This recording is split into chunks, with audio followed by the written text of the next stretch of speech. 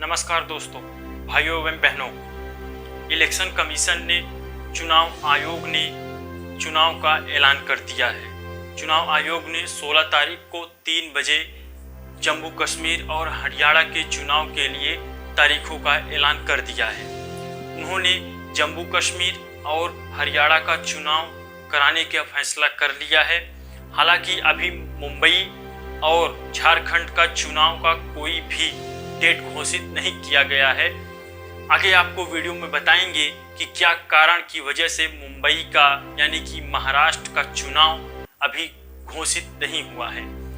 आइए जानते हैं जम्मू कश्मीर और हरियाणा का चुनाव कितने चरण में होने वाले हैं, कितनी वोट वहाँ पड़ने वाले हैं और क्या क्या वहाँ के रूल्स लागू किए गए हैं और उसका जो फाइनल रिजल्ट कितनी तारीख को आने वाला है, सब कुछ इस वीडियो में बताएंगे आप।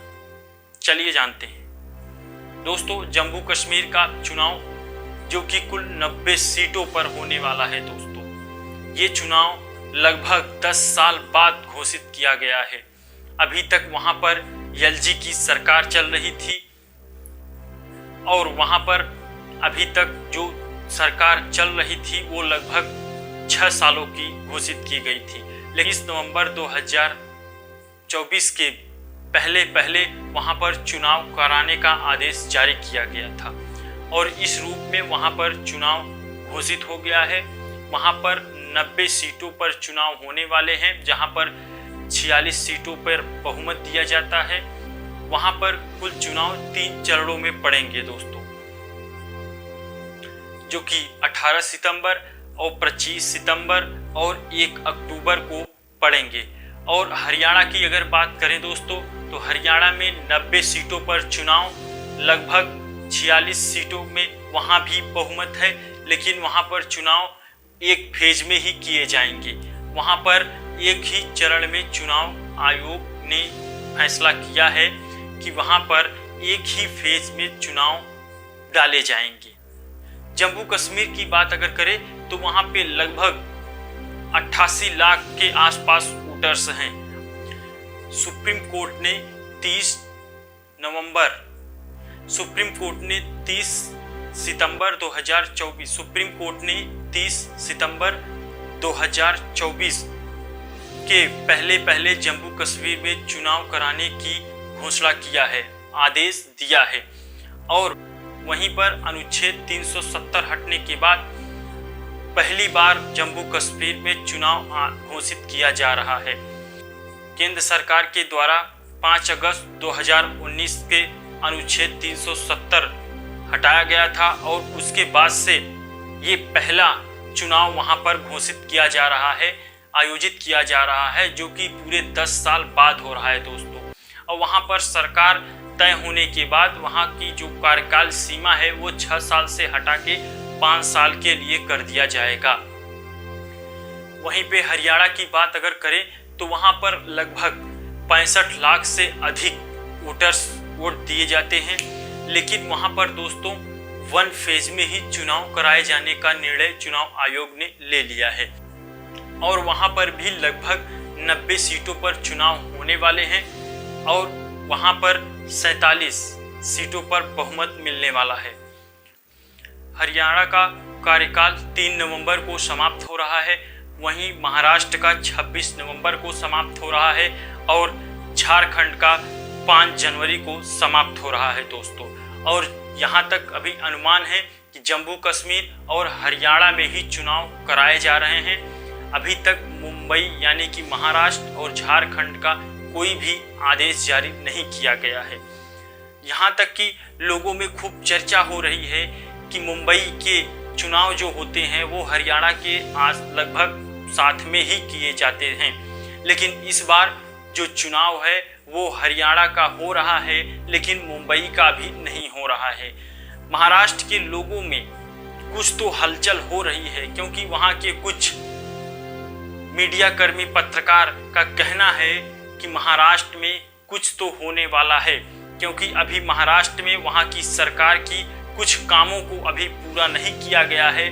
हो सकता है कि इस वजह से चुनाव आयोग वहां पर अभी चुनाव कराने के लिए नहीं स्पष्ट हो रहा है। ये भी हो सकता है कि वहां पर चुनाव आयोग ने अभी अपनी तैयारियां पूरी नहीं की होगी। चुनाव आयोग का कहना यह था कि हम त्योहारों की वजह से, क्योंकि मुंबई में गणपति, पितृनवमी और उसके बाद दिवाली और अन्य कारणे चुनाव आयोग की तरफ से बताए गए।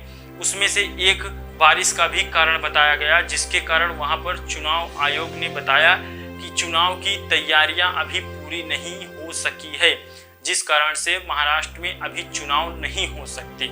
और वहां के कुछ पत्रकार और वहां की राजनीतिक पार्टी की कहना यह है कि वहां पर अभी बहना योजना के तहत दूसरी किस्त, जो कि मंथली 1500 रुपए दिए जाते हैं, अभी नहीं वितरण हुआ है, जिसके कारण वहां पर अभी चुनाव नहीं हो सकते। क्या वहां पर किसी एक पार्टी को फायदा नहीं पहुंचाया जा रहा है? अगर चुनाव आयोग ये स्पष्ट करता है कि हमारी तैयारियां पूरी नहीं हुई है, लेकिन वहां की जो राजनीतिक पार्टियां हैं, वहां के कुछ पत्रकार हैं, वहां की जनता है, उनका कुछ अलग ही विचार विमर्श है। हालांकि जो चुनाव आयोग ने अभी हमारे सामने स्पष्ट रखा है, वही हम आपको अभी बताने वाले हैं। हालांकि उसमें चुनाव आयोग ने ये भी बताया कि मेन कारण ये भी हो सकता है कि अभी हम वहां पर चुनाव कराने में असमर्थ हैं, क्योंकि वहां की जनता अभी सड़कों पे नहीं आ सकती, क्योंकि वहां पर ज़्यादातर जगहें जलमग्न हुए हैं, क्योंकि बारिश के कारण वहां पर बहुत सारी समस्याएं पैदा हो रही हैं। वहां पर हमारे बूथ अभी कंप्लीट नहीं हो पाए हैं, जहां पर चुनाव डालने वाले हैं वोटर्स, लेकिन अभी वहां पर काफ़ी सारे काम करने बाकी हैं। इन चीज़ों का हवाला देते हुए चुनाव आयोग ने अभी महाराष्ट्र का चुनाव की कोई घोषणा नहीं की है। दोस्तों ये देखा जा रहा है, या